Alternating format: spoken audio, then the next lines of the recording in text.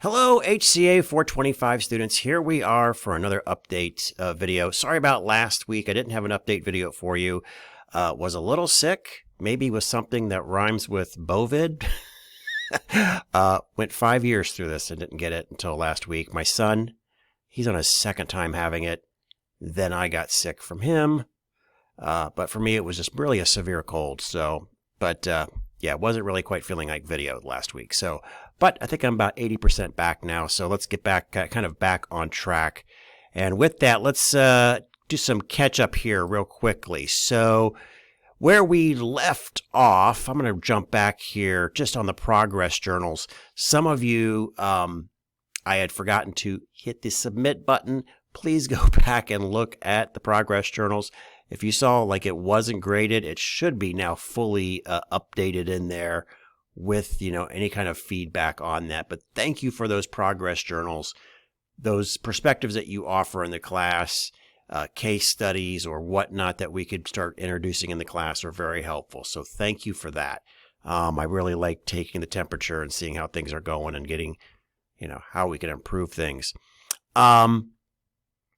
And then with Module 4 that we completed, the 360 evaluation, some of you have seen these and some of you haven't. So that was kind of interesting to see that process.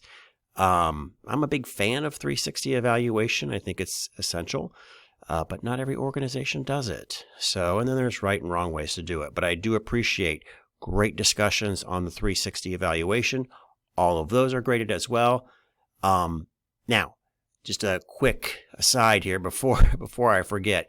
If at any time throughout this course you have not turned in an assignment and I go to grade it and it's not there, what I will do is I will put a single point, 1 point grade in there, and I will write in the feedback, please submit for course points, or something to that effect.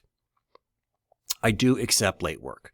There is a deduction on points, just to be fair to everybody that turned it in on time, but you definitely want to get these assignments in.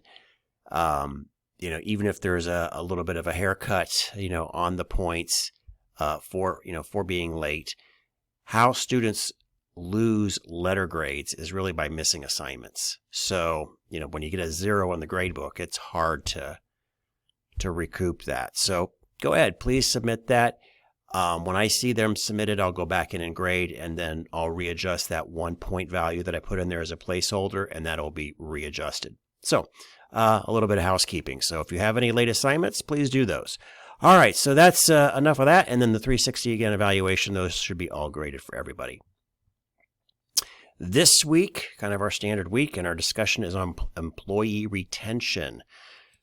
You will, on this assignment, if I remember correctly, you're gonna pose two retention strategies. So make sure you have those in there. That's what I key in for when I'm looking for grading, is making sure you have at least those in there, and then you filled out all the other requirements for this week's discussion. That is pretty much it for this week. Just one thing you may want to do. Let me shrink my picture back again. With the modules, if you've noticed, some of you are working ahead. I have opened all the modules up.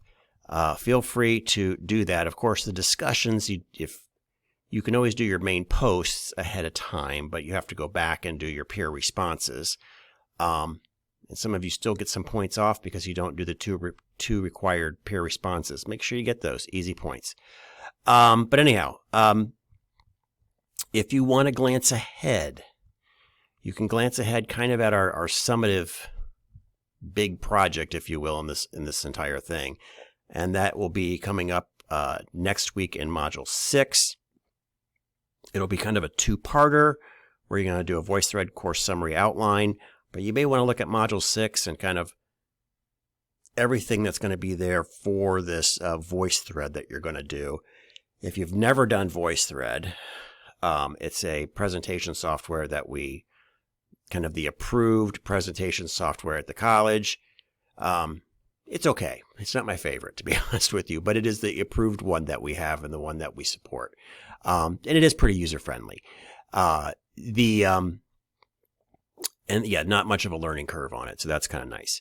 But you will have at the very end, in Module 7, you'll be submitting a VoiceThread presentation. So take a look at that, especially if you're not familiar with VoiceThread. That way, if you got to get kind of technically up to speed, you'll have some points, some time to get all those things, I guess, situated. So take a look ahead. It might save you some headaches. All right, that's pretty much it for this week. Everybody have a fantastic week. If you're living in Northwest Ohio, apparently we're in for some more bad weather, but hey, it is winter and we're an online course, so we continue on. There is no snow days for us. So everybody have a great week and stay safe. Thanks.